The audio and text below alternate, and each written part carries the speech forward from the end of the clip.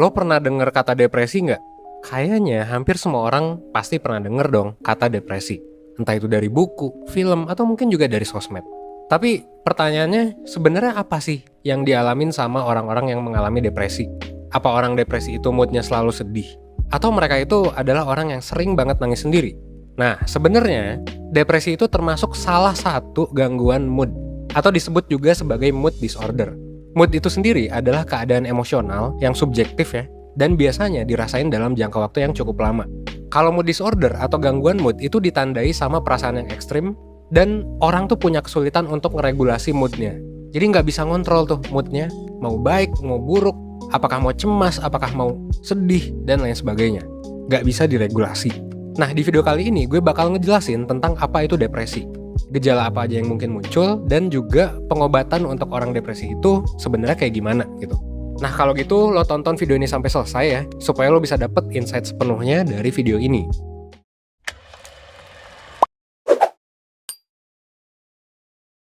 Sebenarnya lo bisa mulai ngebayangin depresi itu kayak ramalan cuaca untuk mood lo selama beberapa hari ke depan. Diprediksi nih, kalau misalnya 100% hari Senin bakal hujan gede, Selasa juga, Rabu juga bakal badai. Nah, sebenarnya diprediksi 2 minggu ke depan itu cuman bakal ada badai doang gitu. Nah, kira-kira itulah yang dirasain sama orang yang mengalami depresi setiap harinya. Hari-hari mereka kebanyakan hujan atau enggak badai, intinya negatif lah gitu. Dan depresi itu sebenarnya bukan ngerasa sedih aja ya. Nah, ini kita coba lurusin ya. Depresi itu kehilangan motivasi dan ngerasa sedih yang terus-menerus gitu, atau konstan. Dan kalau menurut kitab terkenalnya psikologi, yaitu DSM-5 ya, depresi adalah periode yang setidaknya berlangsung selama 2 minggu, di mana seseorang itu mengalami suasana hati yang tertekan, sekaligus dia juga kehilangan minat dan kehilangan kesenangan dalam ngelakuin aktivitas sehari-hari. Depresi juga ngemunculin beberapa gejala tertentu, kayak masalah tidur, masalah makan, atau sulit fokus sama hal yang lagi dilakuin. Gejala orang depresi nggak cuma ngerasain depressed mood aja selama berhari-hari, tapi juga bisa jadi berat badan yang naik atau turun drastis, kekurangan tidur atau malah tidur secara berlebihan gitu, kehilangan minat dan kesenangan buat ngejalanin aktivitas sehari-hari, dan ngerasa bersalah, ngerasa nggak berguna, atau ngerasa lelah hampir setiap hari. Nah, tadi kan gue udah jelasin ya tentang definisi sama gejalanya. Kira-kira berapa banyak sih orang yang mengalami depresi, entah itu di dunia atau di Indonesia?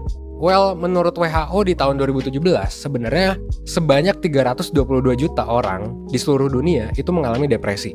Sedangkan di Indonesia, menurut Ketua PDSKJI di Indonesia, itu terdapat sekitar 15,6 juta orang yang mengalami depresi.